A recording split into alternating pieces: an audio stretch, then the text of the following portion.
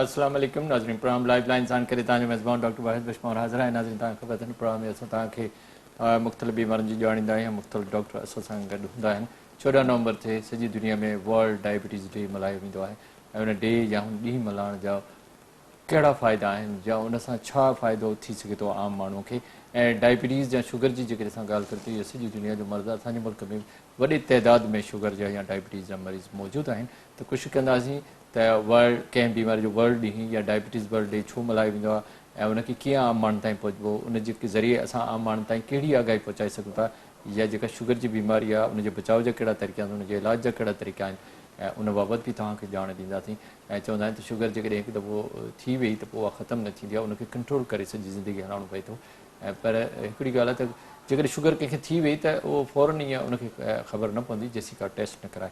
त कोशिशि कंदासीं त वर्ल्ड डायबिटीज़ जे हवाले सां तव्हांखे ॼाण ॾियूं ऐं शुगर जे मर्ज़ बाबति ऐं उनजे इलाज बाबति तव्हांखे ॼाण ॾियूं। इन सिलसिले में अॼु मूंसां गॾु जेको महिमान आहे उहो आहे डॉक्टर ज़ीशान अली, जेके पाण हेड ऑफ डिपार्टमेंट आहिनि मेडिकल 4 वार्ड जिना post graduate medical centre Karachi में। उन सां गॾो गॾु ऐं जेको उन्हनि जो मेडिकल ICU आहे उनजा बि हेड आहिनि ऐं प्रोफेसर ऑफ मेडिसिन आहिनि। ऐं डॉक्टर ज़ीशान सां गॾु आहे उनखां पुछंदासीं त डायबिटीज़ छा आहे ऐं उनजे इलाज जा कहिड़ा तरीक़ा आहिनि। अचो पंहिंजे महिमान सां ॻाल्हि ॿोल जो सिलसिलो शुरू कयूं। अस्सलाम वालेकुम। वालेकुम सलाम। वरी महिरबानी डॉक्टर ज़ीशान अली, तव्हां पंहिंजो क़ीमती टाइम कढी हिते आयो। डॉक्टर साहब, माशाल्लाह तव्हां तमामु पाकिस्तान जी वॾी अस्पताल में वेठा आहियो ऐं ख़ासि तौर मेडिकल ICU खे बि तव्हां हेड कयो था। त कंहिं बि बीमारी जो जेको ॾींहुं मल्हायो वेंदो आहे पर उहा जेके 14 नवंबर ते हर साल ऐं जेको सो असां डायबिटीज़ जो आलमी ॾींहुं मल्हायूं था, इन जो इन मां फ़ाइदा कहिड़ा आहिनि या इन सां वाक़ई आम माण्हुनि खे फ़ाइदो आहे? हे ॾींहुं मल्हाइण जो बेसिक मक़सदु इहो हूंदो आहे त जेकी शइ बि पब्लिक अटेंशन जेको आहे न, तवजो ॾियारणु, जेको आहे माण्हूअ जी तवजो ॾियारणु, मीडिया जी तवजो हुन टाइम ते हुजे, गवर्नमेंट जी तवजो हुजे, पॉलिसी मेकर्स जी तवजो हुजे, हेल्थ केयर वर्कर्स ऐं जेका कमु कनि था उन्हनि जी तवजो हुन जेको आहे मर्कज़ बीमारी बाबति जेको आहे, जेके बीमारी जा जेतिरा बि ॾींहं आहिनि या सोशल उहे बि जेके फैक्टर्स जा ॾींहं हूंदा आहिनि, उनजो पर्पज़ बेसिक इहो ई हूंदो आहे त जेका पॉलिसी मेकर्स आहिनि, जेका स्टेक होल्डर्स आहिनि, हुननि खे जेको आहे थोरो अट्रैक्ट करणु हिकिड़े ॾींहं ते सभु मिली करे हिकिड़ो को मैसेज जेको आहे पब्लिक खे ॾियनि। त इहो पर्पज़ हूंदो आहे कंहिं ॾींहुं मल्हाइण जो। त सेम जेको इहो डायबिटीज़ डे आहे, डायबिटीज़ डे जेको बाबति जेको आहे इहो ॾींहुं मल्हाइण जो पर्पज़ जो आहे त सॼी दुनिया में हींअर डायबिटीज़ जेको आहे इहो वॾी बीमारी थी वई आहे। ऐं डायबिटीज़ खणी हिकिड़ी बीमारी न आहे न, इनखे चवंदा आहिनि ॿियनि बीमारियुनि जी माउ आहे। ग्रुप आहे। हा, डायबिटीज़ खणी हिकिड़ी त चवण में शुगर जी बीमारी आहे, पर हिन जी जेकी पेचीदियूं आहिनि उहे जिस्म जे कंहिं हिसे खे छॾनि कोन थियूं।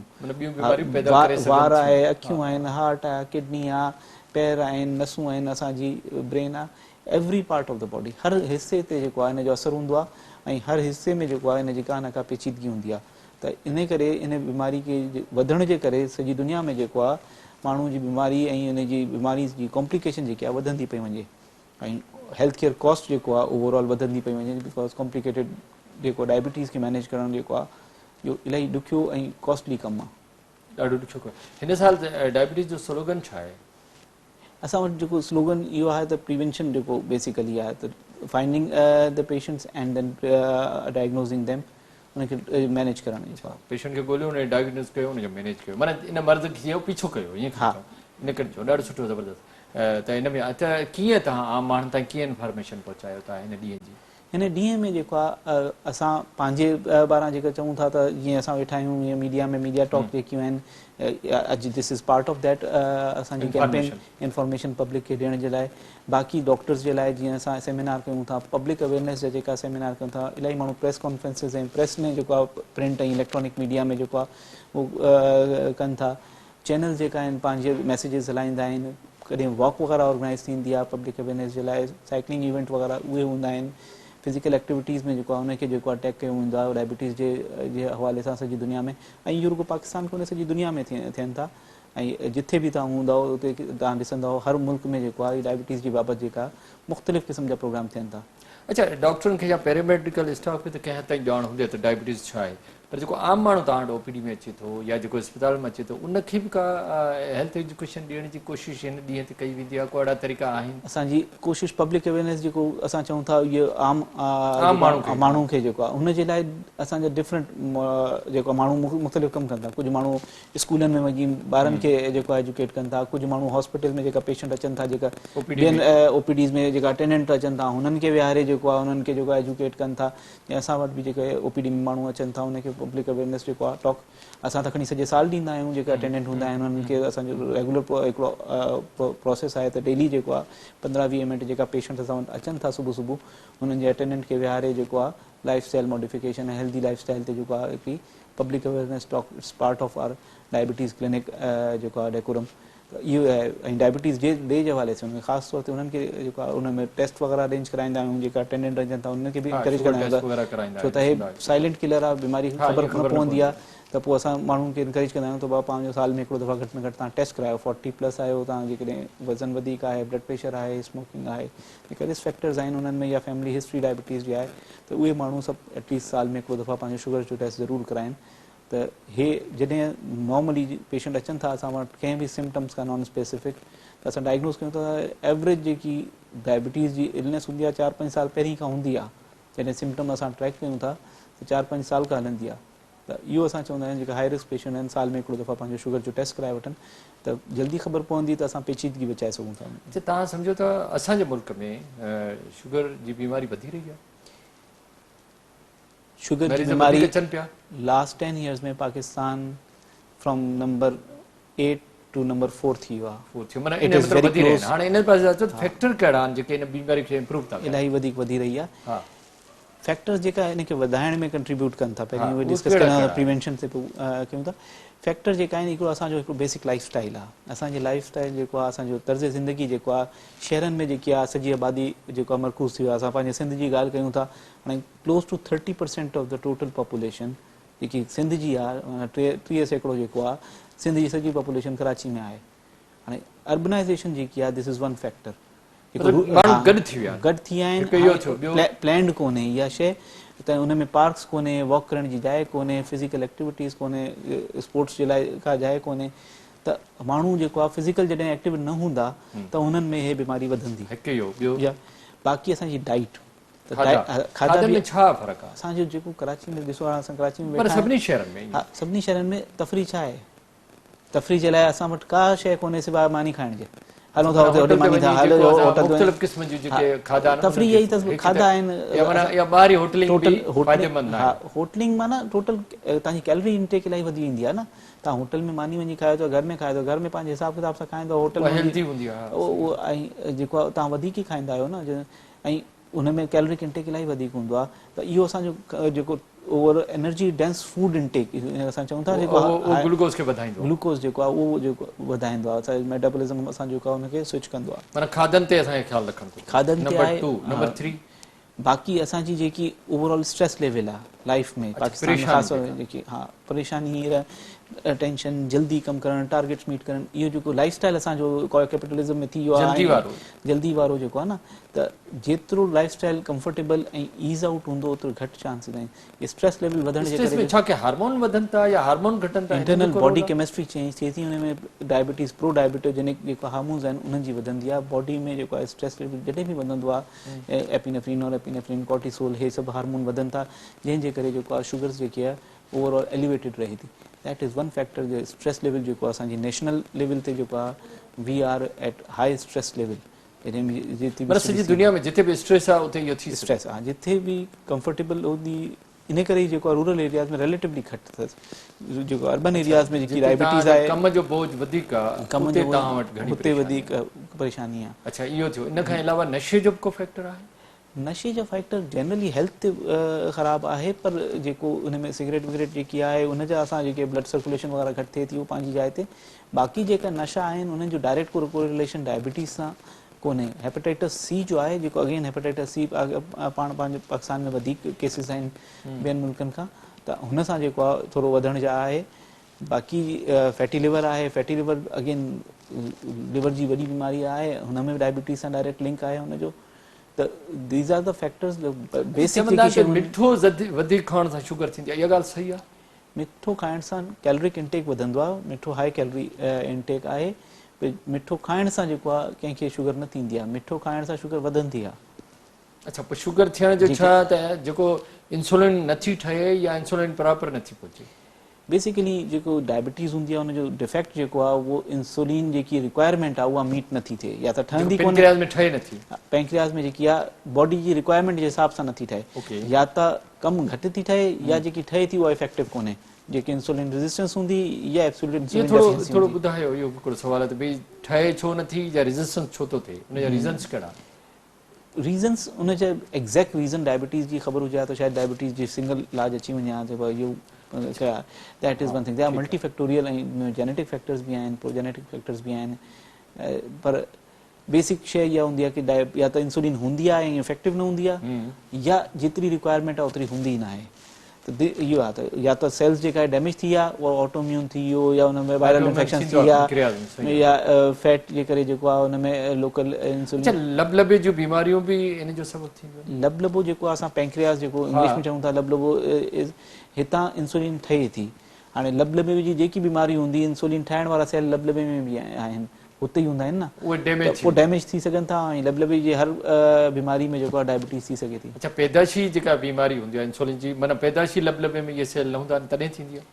मोस्टली टाइप 1 डायबिटीज़ हूंदी आहे जेकी अर्ली एज में हूंदी आहे, उन में इलाही जल्दी जेको आहे लबलबो ख़तमु थी वेंदो आहे, ऑटोम्यून हूंदी आहे, त हुन में 4 साल 3 साल 10 साल 15 साल ॿारनि में जेकी उहा यकदम इंसुलिन ख़तमु थी वेंदी आहे, उहे त शुरू खां ई इंसुलिन ते हूंदा आहिनि।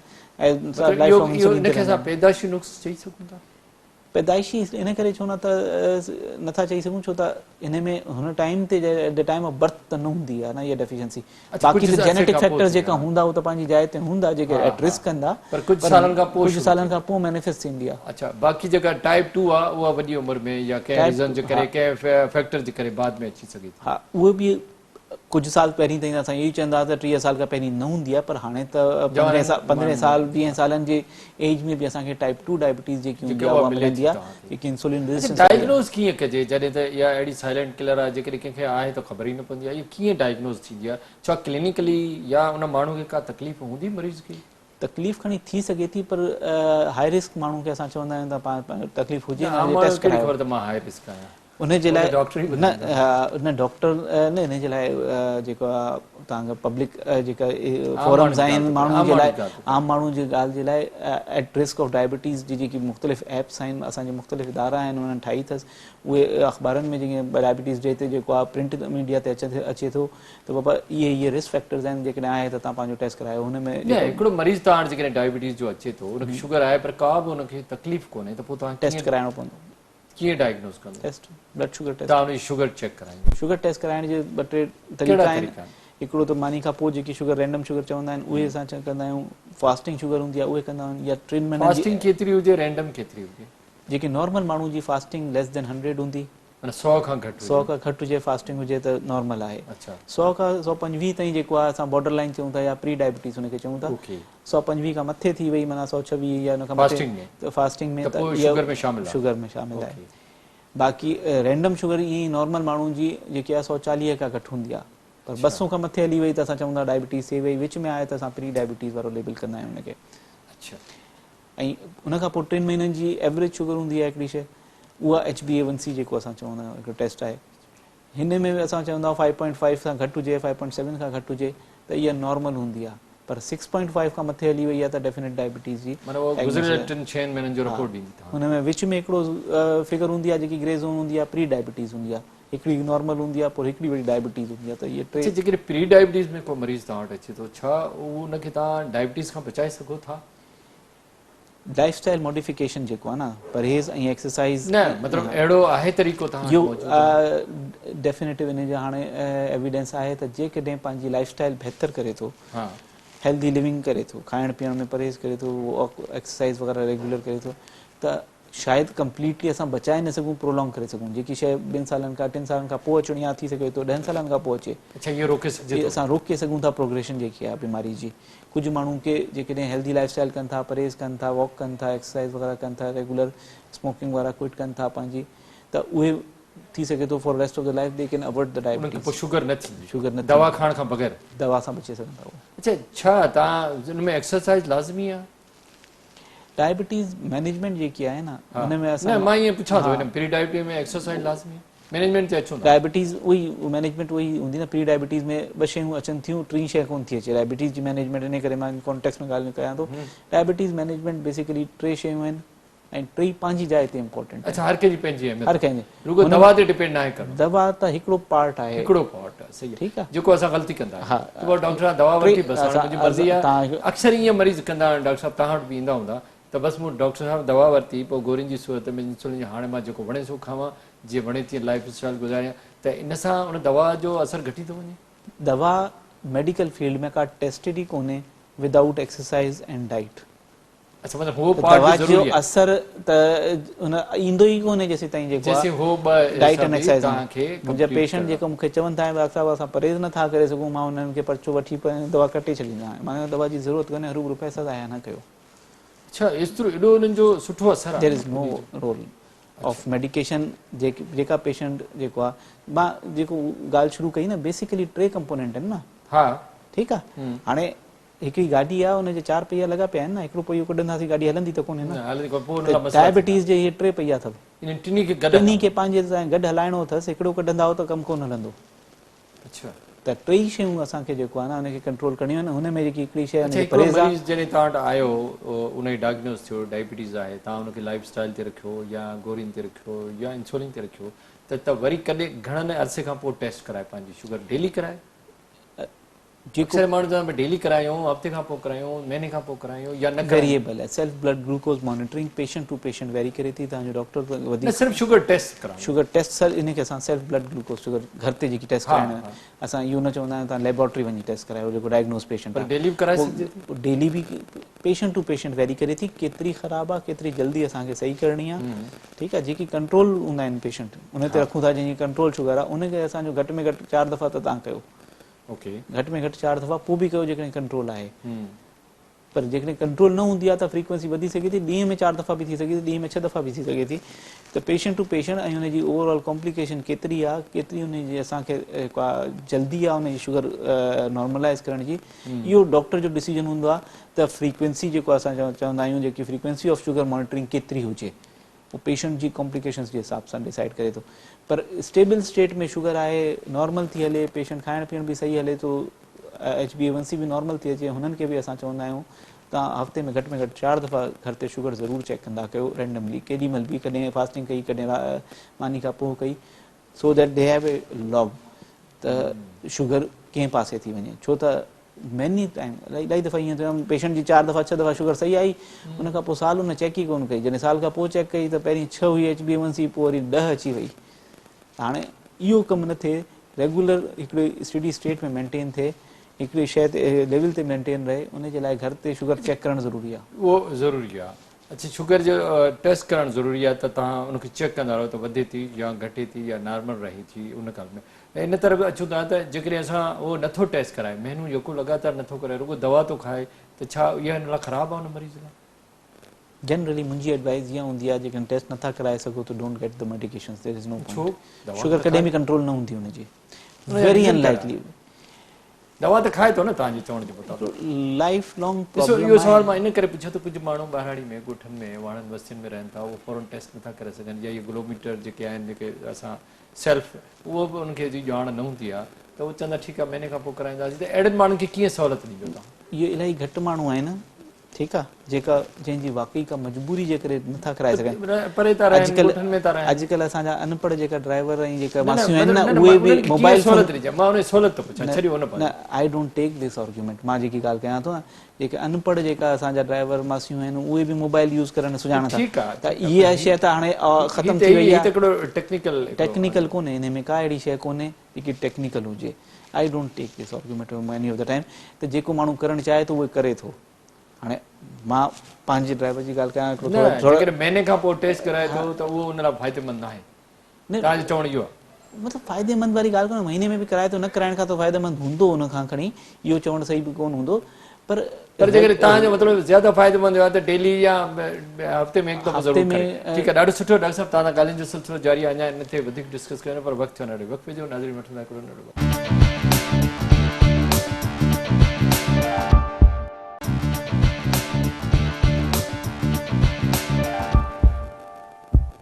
वेलकम बैक नाज़रीन अचो पंहिंजी ॻाल्हियुनि जो सिलसिलो ॿीहर पंहिंजे महिमान सां शुरू कयूं डॉक्टर ज़ीशान ॾाढी तफ़सील सां तव्हां असांखे ॿुधायो त शुगर छा आहे शुगर जूं कॉम्प्लिकेशन्स कहिड़ियूं आहिनि छा तमामु घणियूं आहिनि थोरियूं आहिनि उहे कीअं ॿाहिरि थींदियूं आहिनि शुगर खे असां चवंदा आहियूं त ॿियनि बीमारियुनि जी माउ अथव हिन सां इलाही वधीक जेकी आहे बीमारियूं ॿी निकिरनि थियूं या पेचीदगियूं हिन जी निकिरनि थियूं ऐं शुगर जेकी आहे असांजा वार जेका आहिनि मथे जा हुन खां वठी अखियूं आहिनि ॾंद आहिनि असांजो जेको आहे गलो आहे हार्ट आहे लंग्स आहिनि नसूं आहिनि जेकी खून जी शरियानियूं आहिनि असांजी जेके पैर आहिनि हॾियूं आहिनि सभिनी ते इफेक्ट करे थी गुर्दा फेफड़ा जेका लिवर ते त हर जाइ ते हिन जी जेकी पेचीदगियूं आहिनि हर जिस्म जे जेके उज़ू आहे उनखे जेको आहे इहे कमज़ोर करे थी वधीक जेको असांजे साम्हूं नज़र अचनि था उहा अखियुनि जी बीमारी हूंदी आहे जेका बिनाई घटि थी वई डायलिसिस ते अची विया माण्हू गुर्दा कमु छॾे विया फालिज थी वियो हार्ट अटैक थी वियो इहे त वॾी जेके कॉम्प्लिकेशन माण्हू ॾिठियूं बि आहिनि सभिनी खे पर इन जे अलावा बि जिस्म जो को हिसो अहिड़ो कोन्हे जंहिंमें जेको आहे इहा बीमारी जेको आहे पंहिंजो असरु न छॾे ऐं हुनखे कमज़ोर न करे हा मां पंहिंजे पेशेंट्स खे हमेशह चवंदो आहियां त इहा दीमक अथव जीअं सॼे जिस्म खे हा अंदरां ख़तमु कंदी आहे तव्हांखे ख़बर ई कोन पवंदी जॾहिं इहो असांजो प्रॉब्लम आहे न माण्हू चवंदा त मूंखे तकलीफ़ त काई कोन्हे डॉक्टर साहिबु तव्हां एॾी रिस्ट्रिक्शन मूंखे कयो था मां हे न कयां मां हो न कयां मां हे न खावां मां हे दवाऊं बि वठां माना तव्हां मूंखे तकलीफ़ त काई कोन्हे मां इहो चवां शुगर जॾहिं तकलीफ़ ॾींदी आहे त पोइ सही न थींदी आहे उहा शुगर सां हार्ट अटैक अची वियो त हार्ट सही त कोन थींदो हाणे शुगर सां बिनाई वई त वरी वापसि त कोन ईंदी गुर्दा ख़राबु थी विया त हाणे डायलिसिस खां वापसि त न ईंदो माण्हू नर्वस सिस्टम ख़राबु थी वियो फालिज थी वियो त उहो फालिज सही त न थींदो आहे त इहे शयूं आहिनि त डायबिटीज़ जॾहिं पंहिंजो असरु ॾेखारींदी त उहो ख़तरनाक आहे त हुन खां पोइ रिवर्सल त न आहे हुनजो हुन खां पहिरीं बचाइण जे लाइ असां महिनत करे सघूं था हुन जे लाइ असां पेशेंट खे सम्झाइण जी कोशिशि कयूं था त बाबा तव्हां पंहिंजो लाइफ स्टाइल चेंज कयो तव्हां पंहिंजो खाधो सही कयो तव्हां पंहिंजो वर्ज़िश रेगुलर कयो तव्हां दवाऊं टाइम ते वठो टेस्ट पंहिंजे टाइम ते करायो त कॉम्प्लिकेशन्स खां असां बचाए सघूं जेतिरो थी सघे थो पेशेंट खे डायबिटीज़ फूड छा आहे छा इहो बि हिकिड़ो वॾी ख़तरनाक कॉम्प्लिकेशन आहे शुगर जी डायबिटीज़ फुट बेसिकली जीअं असां चऊं मां चयो त शरियानियुनि खे ऐं नसूं जेकियूं आहिनि उन्हनि खे अफेक्ट करे थो त फुट जेको आहे बॉडी खां परे में परे हिसो आहे न हुते शरियानियूं जेके रत जूं आहिनि उहे कमज़ोर थी वेंदियूं आहिनि शुगर जे करे हुन में कोलेस्ट्रॉल जमा थी वियो ब्लड सर्कुलेशन घटि थी वई त पेरनि ते सर्कुलेशन घटि थी वई हुन जे सवाइ जेको आहे नसूं जेकियूं आहिनि असांजी हुननि ते नर्वस सिस्टम वारी नर्व्स जेकियूं आहिनि हुननि में ब्लड सर्कुलेशन घटि थी वई हुनजे करे नसूं असरु ख़तमु त जे पैर जेका हूंदा आहिनि या त सूर कंदा या बिल्कुलु सुन थी ईंदा त हुन में पोइ ज़ख़्म थी ईंदा आहिनि ऐं सर्कुलेशन न थियण जे करे हुन में इन्फेक्शन थींदो साड़ो ऐं सूर ऐं बेचैनी हलण फिरण में तकलीफ़ जेको आहे पोइ ज़ख़्म थी विया त हुन में इन्फेक्शन थियो त पोइ वरी पैर कटण जो नौबत जेकी डायबिटीज़ फुड जो खे कंट्रोल करे सघिजे थो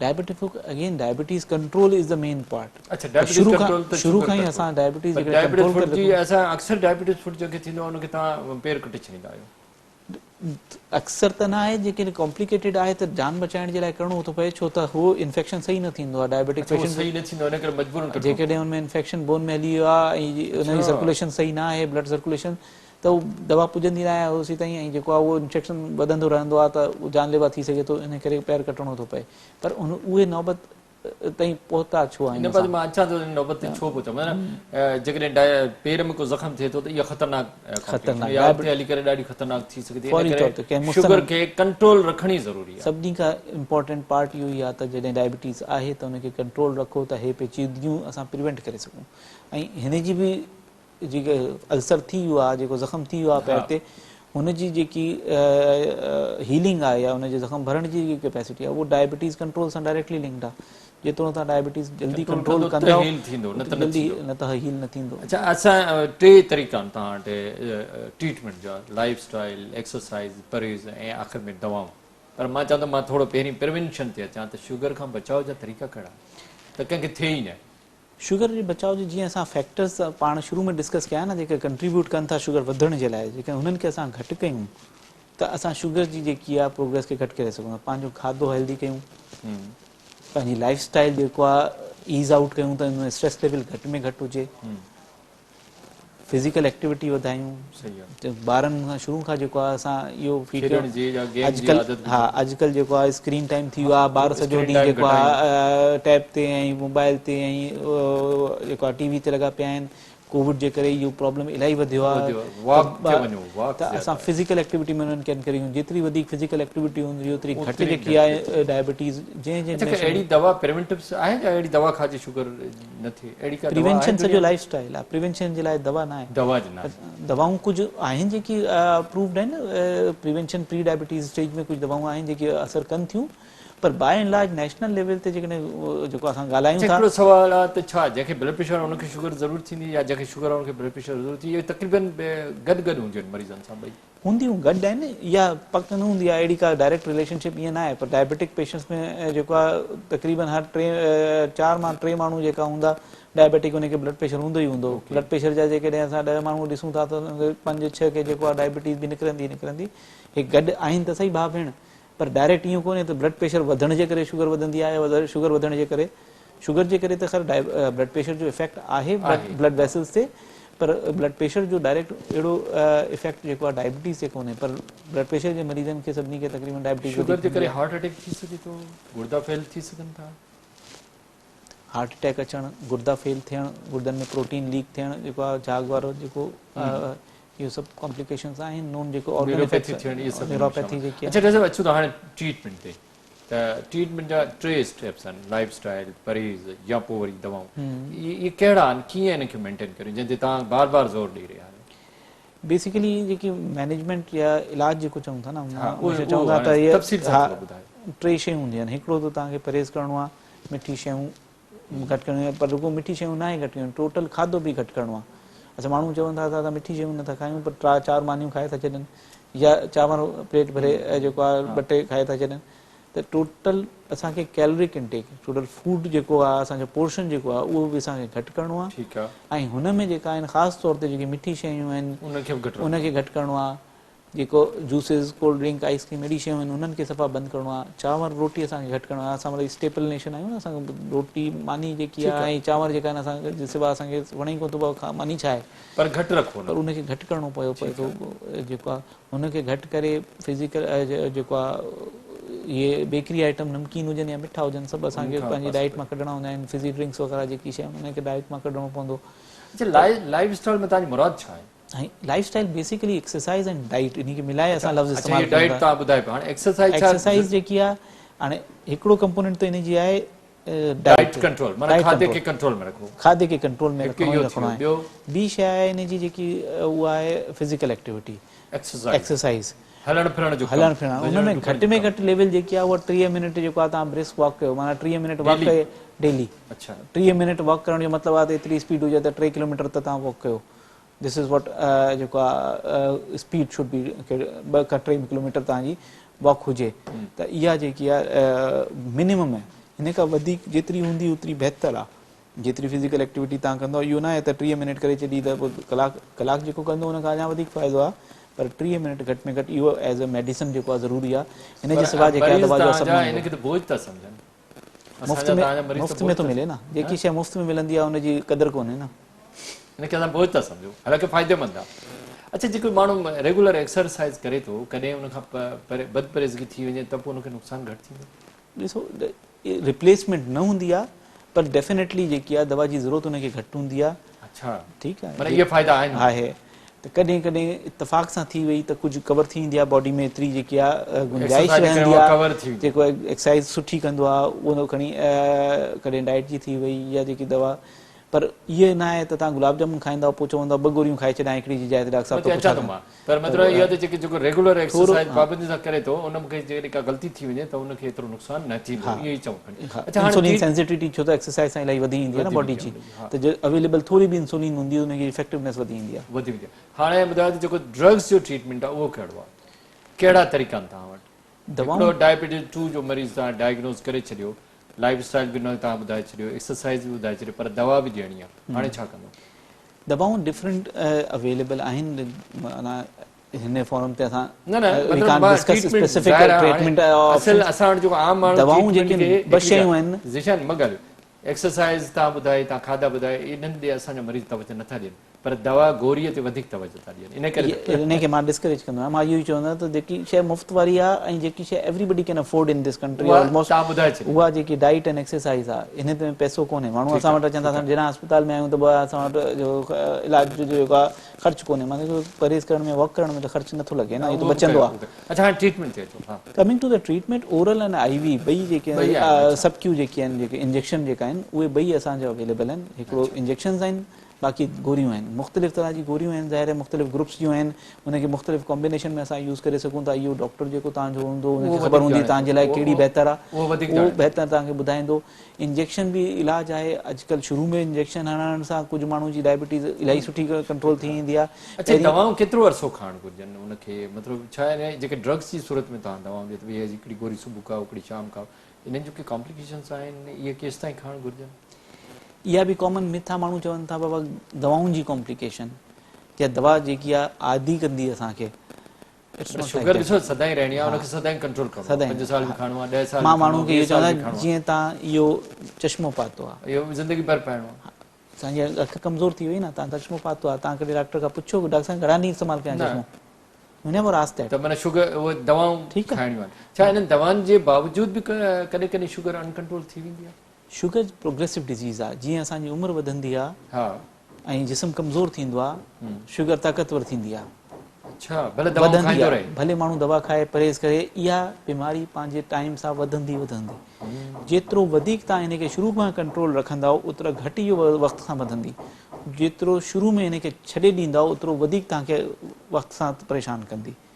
त इन करे असां चऊं था जीअं ख़बर पए त हिनखे जेको आहे मैक्सिमम कंट्रोल कयो त इहा शुरू खां ई वधे न जेतिरी स्पीड शुरू खां तव्हां हिनखे वधण जी ॾींदा उन हिसाब सां वधंदी न जेतिरो हुनखे रोकींदो उहो रोकंदो जेतिरो हुनखे शुरू खां तव्हां रोके रखंदा ओतिरो रोकी रहंदी अच्छा हिन जदीद साइंसी दौर में को नओं तरीक़े इलाजु आहे को इंसुलिन ऐं दवा खां अलावा बेसिकली इलाज त ट्रांसप्लांट वग़ैरह ऐं पंप्स वग़ैरह इंजेक्शन्स ट्रांसप्लांट उहो ई आहे त ऑटो ट्रांसप्लांट ऐं इहे सभु शयूं आहिनि पर मार्केट में पब्लिक यूज़ जे लाइ अञा ताईं न आहे रिसर्च टूल ते तौर ते अञा ताईं यूज़ थिए पंप्स वग़ैरह त कुझु आहिनि पर इलाही महांगा आहिनि असांजी लेस देन 0.5% शायदि पॉपुलेशन अफोर्ड अच्छा जॾहिं तव्हां कंहिं मरीज़ खे 8 साल 10 साल गोरियूं खारायूं पर पोइ तव्हां चओ यार कंट्रोल न आहे ज़ाहिर आहे मरीज़ बदपरहेज़गी कंदा आहिनि पोइ तव्हां चवंदो हाणे इंसुलिन ते हली वञे जॾहिं तव्हां इंसुलिन जो नालो वठंदो त मरीज़ ॾाढो ख़्वाइफ़ थी वेंदो आहे या डिॼी वेंदो आहे छा इंसुलिन आख़िरी इलाजु आहे मां पंहिंजी फैमिली जी एग्ज़ाम्पल बि टियों ॾींहुं बि न पेशेंट्स खे थोरो सो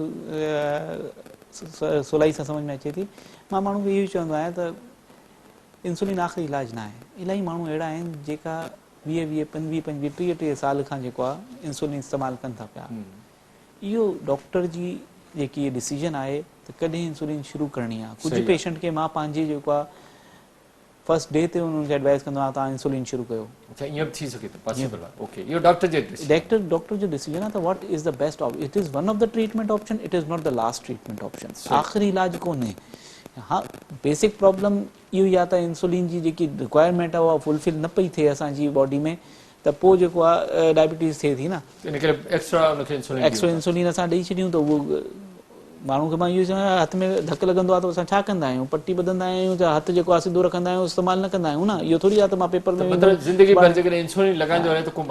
इहो लबलबे जी बीमारी आहे लबलबो इंसुलिन न पियो ठाहे असां ॿाहिरां ॾींदासीं लबलबे खे थोरो आरामु मिलंदो न त इट्स नॉट आख़िरी इलाजु न आहे इहो इलाज जो हिकिड़ो तरीक़ो आहे डॉक्टर खे डिसाइड करणु ॾियो इन खां जेको माण्हू डिॼनि था कुझु माण्हू हा कुझु माण्हू खे मां चवंदा हुआ तव्हांखे इंसुलिन जी ज़रूरत आहे त बसि तस्बीह खणी वेही रहंदा आहिनि बाबा असांजो आख़िरी वक़्तु अचे आख़िरी वक़्तु कोन्हे इहो इट्स नथिंग लाइक दैट मुंहिंजे ख्याल जेकॾहिं मां चवां त शुगर जे लाइ जेका इंसुलिन आहे उहा आबे हयात आहे इंसुलिन जे सवाइ डायबिटिक पेशेंट कुझु टाइम त कढी सघे थो पर ज़िंदा कोन रहंदो ऐं इंसुलिन सां क्वालिटी ऑफ लाइफ काफ़ी पेशेंट जी बहितर थी ईंदी आहे जॾहिं असां इंसुलिन ॾींदा आहियूं इलाही माण्हू जेका रेज़िस्ट कंदा आहिनि जॾहिं खां शुरू कंदा आहिनि पोइ चवंदा आहिनि डॉक्टर इंसुलिन सही आहे असांखे इट्स इहो सवली आहे असांजे लाइ असां इट फील्स बेटर डॉक्टर साहिबु इहो सुठो थो लॻे असांखे पहिरीं गोरी वठंदा हुआ सुस्त रहंदा हुआ इंसुलिन जॾहिं शुरू कई आहे असां चुस्त फील था कयूं पंहिंजे पाण खे त इंसुलिन छो त डेफिशिएंसी बेसिकली त इंसुलिन एक कॉम्प्लिकेशन भी कोन है मुझे ख्याल में कॉम्प्लिकेशन खणी जेकॾहिं इंसुलिन सां गॾु थोरो प्रॉब्लम जेको आहे उहो जेको आहे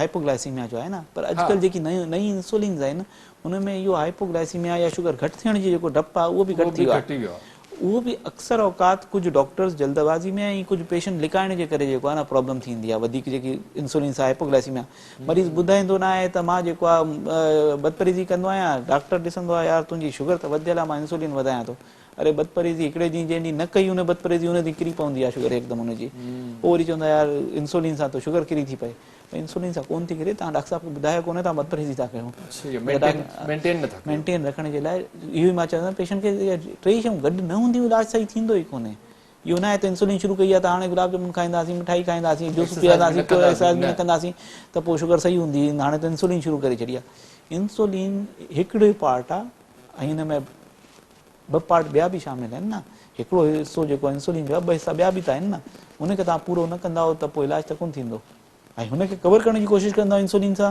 त पोइ इंसुलिन जो नुक़सानु त थींदो फ़ाइदो कोन थींदो तव्हांखे अच्छा मतलब इहो इंसुलिन जेको आहे हिन में का ख़ौफ़ जी ॻाल्हि कान्हे ख़ौफ़ वारी ॻाल्हि कोन्हे नई जेकी इंसुलिन आहे जेकॾहिं तव्हां पंहिंजो परहेज़ ऐं एक्सरसाइज़ रेगुलर कयो था पिया ऐं बदपरीज़ी न पिया कयो त इंसुलिन जेकी नई अॼुकल्ह आहिनि सुठी इंसुलिन्स आयूं आहिनि उन्हनि में हाइपोग्लाइसीमिया जो रिस्क इलाही घटि हूंदो आहे जेको शुगर घटि थियण जो जेको डपु हूंदो हो माण्हू खे एकदमि शुगर किरी पवंदी ऐं किरंदी बि आहे जेकॾहिं माण्हू जेको आहे वधीक खणी छॾींदा आहिनि या खाइण खां पोइ मानी न खाईंदा आहिनि मरीज़ डॉक्टर ज़ीशान हिकिड़ी ग़लती कंदा आहिनि त कुझु घणो मिठो खाई विया त जेकॾहिं यूनिट 20 था लॻाइनि या 30 था लॻाइनि त उहे 25 या 40 करे छॾियूं छा इहा प्रैक्टिस सही आहे या ग़लति इलाही घटि माण्हू जे लाइ जंहिंजे डॉक्टर उन्हनि खे एडवाइस कयो हुजे त कॾहिं वधाए छॾियो जेको कार्बोहाइड्रेट काउंट करे जेको आहे इंसुलिन यूज़ कनि था हाणे इहो असांजी जेका पेशेंट न करणु घुरिजे जेकॾहिं वधीक खाई विया त इहो इन स्टैंडर्ड तरीक़ो आहे इलाज जो पर उन माण्हू जे लाइ जंहिंखे कार्बोहाइड्रेट काउंट करणु अचनि त मां हे मानी थो खायां हिन में एतिरो कार्बोहाइड्रेट हूंदो हिन में एतिरे इंसुलिन जी यूनिट जी ज़रूरत आहे एतिरो पढ़ियल लिखियल ऐं समझदार हुजे जेको पंहिंजी इंसुलिन जी डोज कैलकुलेट करे सघे जेको तव्हां एडवाइस कयो उन मुताबिक़ अदरवाइज़ जेकॾहिं तव्हां नथा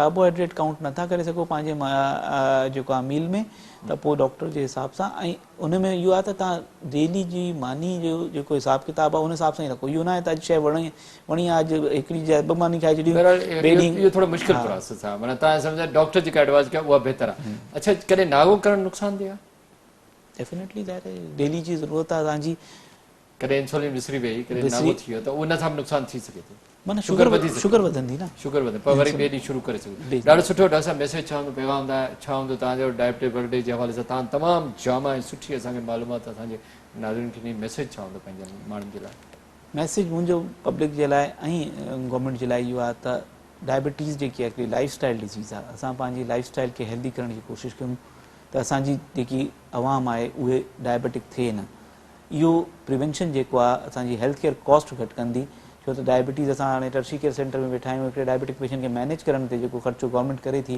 जेकॾहिं हुनजे प्रिवेंशन ते ख़र्चु करे पार्क्स प्रोवाइड करे ॿारनि खे जेको आहे उहो स्कूल्स में जेको आहे फिज़िकल एक्टिविटीज़ खे प्रमोट कयो वञे इंटर स्कूल स्पोर्ट्स हुजनि ॿारनि जी जेकी आहे उहो माउ पीउ वेठा हूंदा ॿुधंदा हूंदा त पंहिंजे ॿारनि जी जेका स्क्रीन टाइम घटि कयोसि उन्हनि खे फिज़िकल एक्टिविटी जे लाइ एनकरेज कयो असां पाण पंहिंजी जेकी डाइट में जेको आहे कार्बोहाइड्रेट वग़ैरह इंटेक जेको मिठो खाइण जेको आहे उहो असां घटि कयूं पंहिंजे जेके मोटापे खे ऐं हुनखे कंट्रोल कयूं ऐं जेको कैलोरिक इंटेक आहे उनखे कंट्रोल कयूं फिज़िकल एक्टिविटी वधायूं त उन सां डायबिटीज़ खे थियण खां असां बचाए सघूं था पहिरियों स्टेप इहो ई आहे त डायबिटीज़ खे थियण खां असां बचायूं जेका माण्हू एट रिस्क आहिनि जीअं जेका थुल्हा माण्हू आहिनि जंहिंजो मोटापो आहे थोरो ब्लड प्रेशर जा माण्हू आहिनि जंहिंजे घर में डायबिटिक पेशेंट फैमिली में केरु आहे उहे माण्हू उहे सभु जेको उहे ख़वातीन जंहिंजे हमल जे दौरान शुगर वधी हुई उहे पंहिंजी साल में हिकिड़ो दफ़ा शुगर पाण चेक कराइनि तकलीफ़ थियण जो वेट न कनि वॾी महिरबानी डॉक्टर ज़ीशान तव्हां असां तव्हांजी वॾी महिरबानी नाज़रीन असांजे मौजूद महिमान डॉक्टर ज़ीशान अली असां सां गॾु